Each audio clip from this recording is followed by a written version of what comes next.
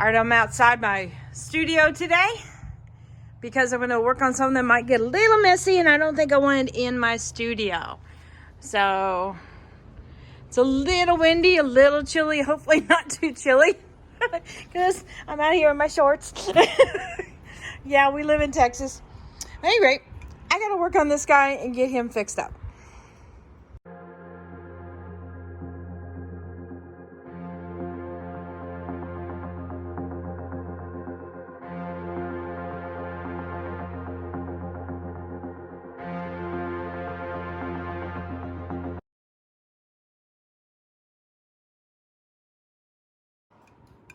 Howdy, howdy.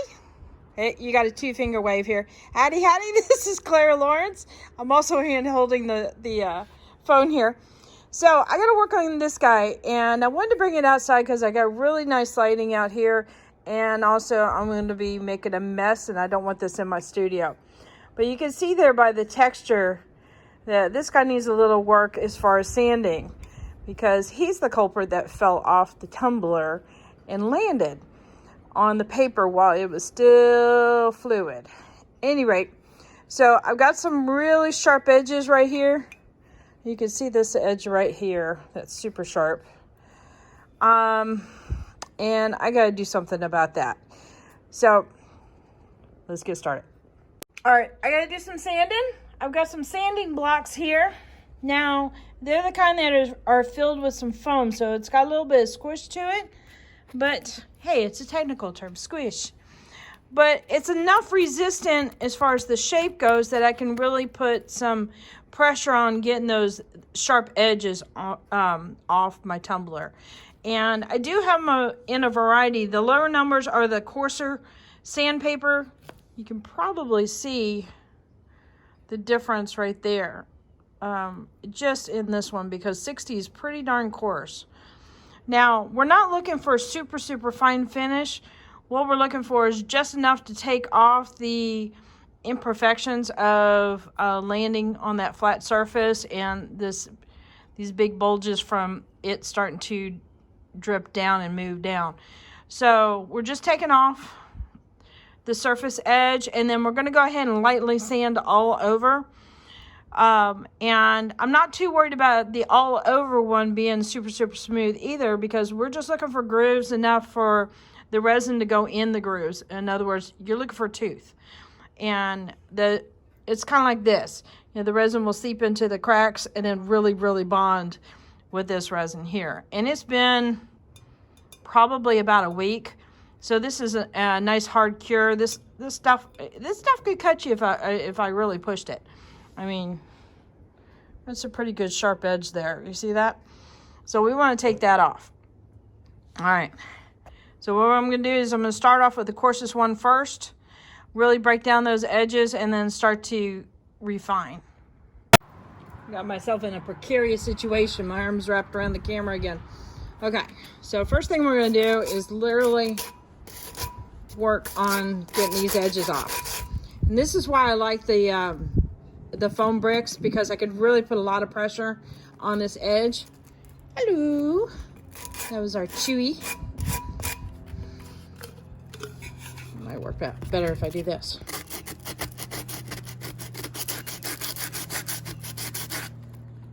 And just check it every so often to feel how it is.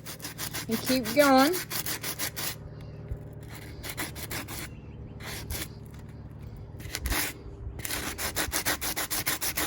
Now, this video is going to be super exciting if all you see me do is sand. And that is not going to be the case. But I do want to jump to this area in here.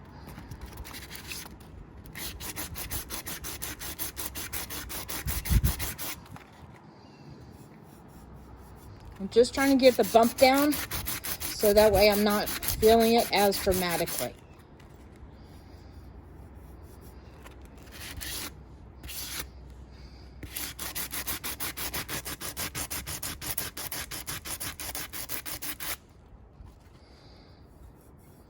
All right, this opened quite a bit. That's a pretty significant bump, I have to admit.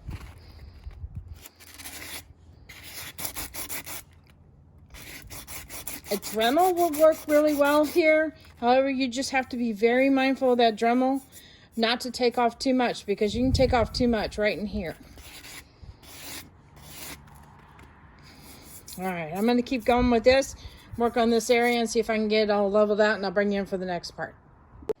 Okay, so I got a lot of this smoothed over pretty well. There's still a little bit of a bumpy texture, and I didn't expect it to be, you know, like perfectly smooth all the way around.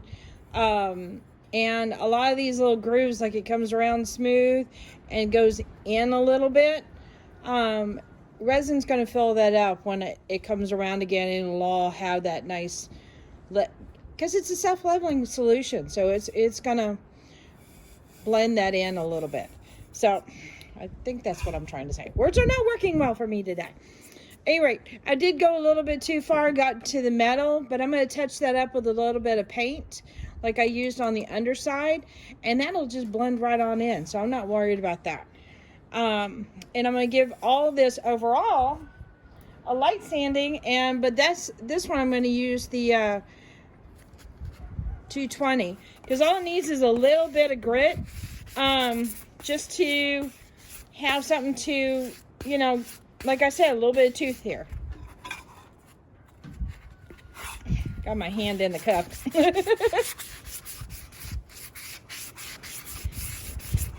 And while I'm at it, I'm gonna get the bottom just a little bit.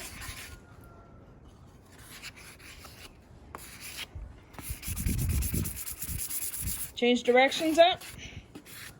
And I went ahead and I taped off the top of it, primarily because I didn't want to scratch up the stainless. And since I'm leaving a little bit of a stainless rim. And I also don't want to go too much through the different layers over in that area. They got really messed up because you got a nice little flow here with the resin. And if I go down completely, I'm going to lose that flow and it won't blend in well. All right, let me get this cleaned off and get inside because I'm chilly. All right, inside, much warmer, like inside. Yeah, I know, I shouldn't have worn shorts outside anyway, but I have to admit, in this part of Texas, our winters are really mild. It's not too bad as far as temperature wise. If it is cold, it's only cold for, oops, sorry, but bumped the thingy. It's only cold for a few days. So I've got on my paper towel here, just 91% alcohol. But it is important, very important, that you get rid of all the dust elements before you resin. And if you don't, you're going to end up with a little debris all over and really bumpy resin, and, well, you'll find out real quick why you shouldn't. All right, so that guy is ready for some resin. All right, let's touch up this one a little bit. I'm just going to grab a couple of colors that I know are in here. Just barely lightly push it on there. I'll add a little bit of color to the resin, and that'll help too.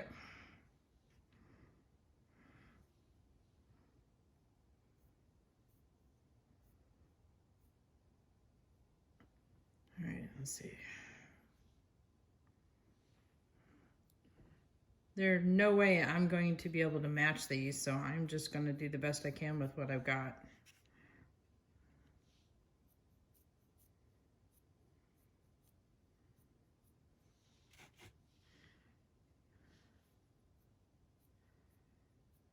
And this will do for now. Get in these cracks on that part, just so it doesn't stand out so bad. Well, that should do fine. Okay, time for resin. All right, got this piece all set up on the tumbler. Time for some clear coat and some spots, just little spots or hints of white and gold, just enough to make things blend in.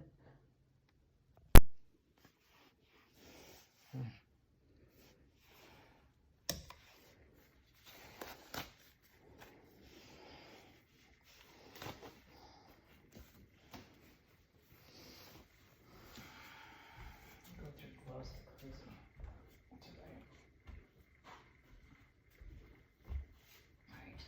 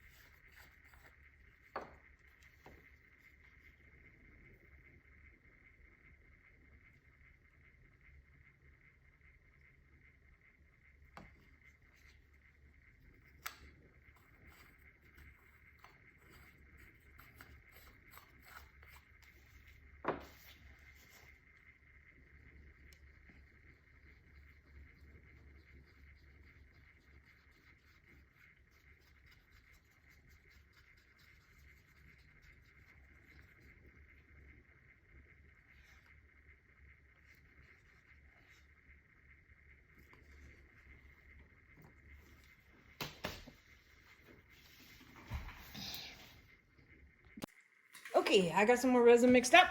Here we go. Let's see, I'm scooching in a little bit.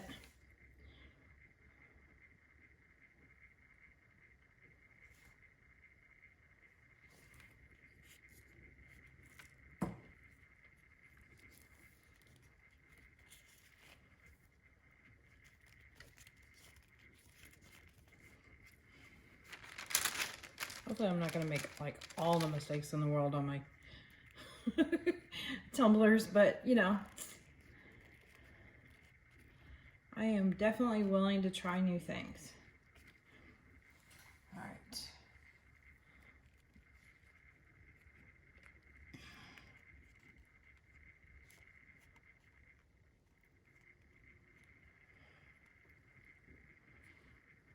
Just wait for that rough area to come across so I could add some more in here.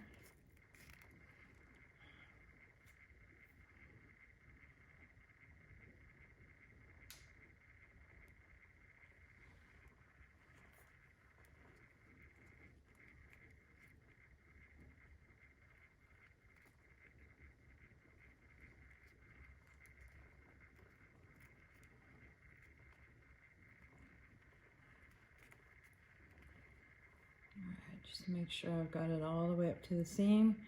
And I do about 4 hours into my resin pour as far as pulling my tape. I just feel more comfortable waiting that long. You could do more, but I wouldn't. In this particular case, the resin that I'm using has a long working time. I mean, I could do 6 hours on it, but no problem. All right, clean off my piles just a little bit. We're gonna patch this up and see if we can get back to feeling better.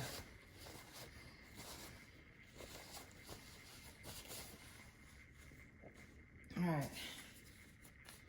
Let's see, I've got a little bit of a blue interference that I thought it'd be pretty to draw some lines in here. Just some minor stuff that I'm adding. I'll add a little bit to the underside too.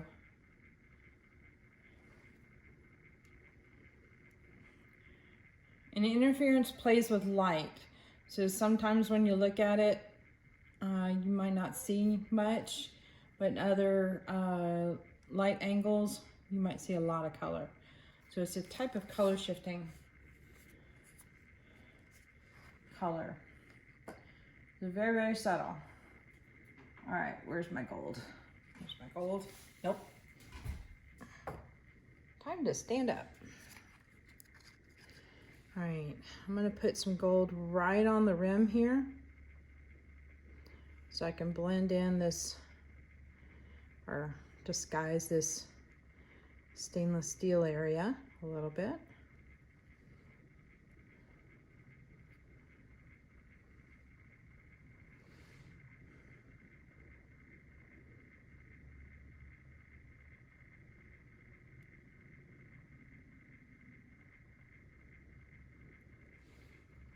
Just a little more right there.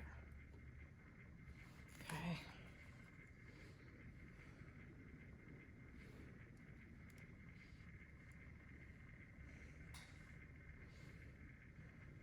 I don't want to add too much gold into this because I already have gold already. I do want to do some lines going through the area where I repaired it. All right, that's enough of that. Now we're going to do a little bit of touch-ups of white.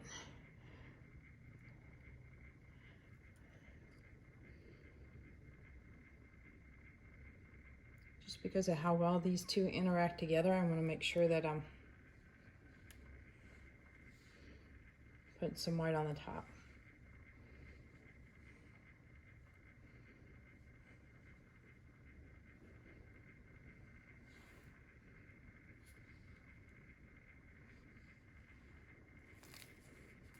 So the hope is that this will come through nice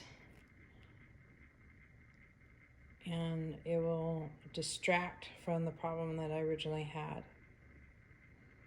I'm just trying to break it up a little bit so it's not so much of thick lines I just drew in with a stick. I think I just cleaned up a line that was already cured.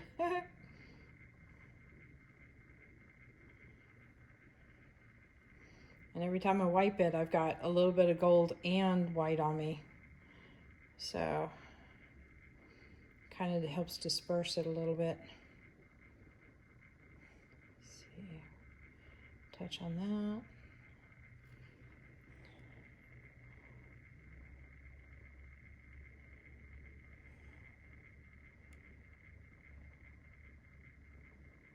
Okay, I think we're good with that part.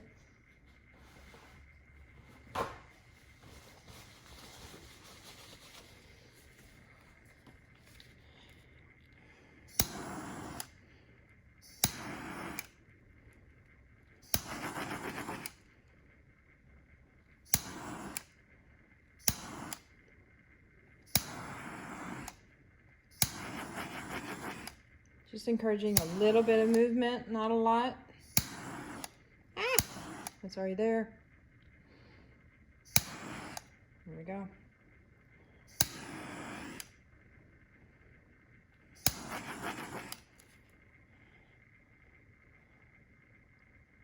All right, I think we're good.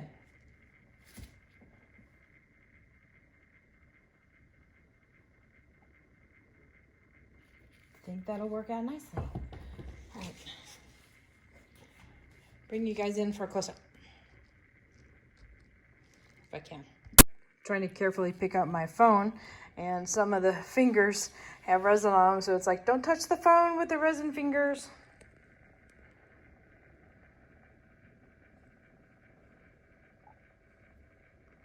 So I think that'll work. A little bit of a patch job. I think it blends in pretty well. That's the massive area there that was a problem.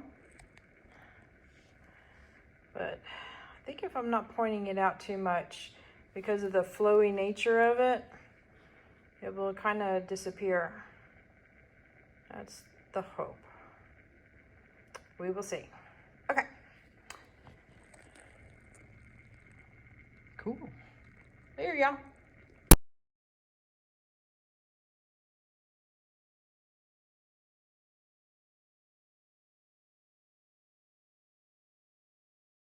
All right, hit that like button, hit the subscribe button, definitely hit the bell to get notified next time I put a video up.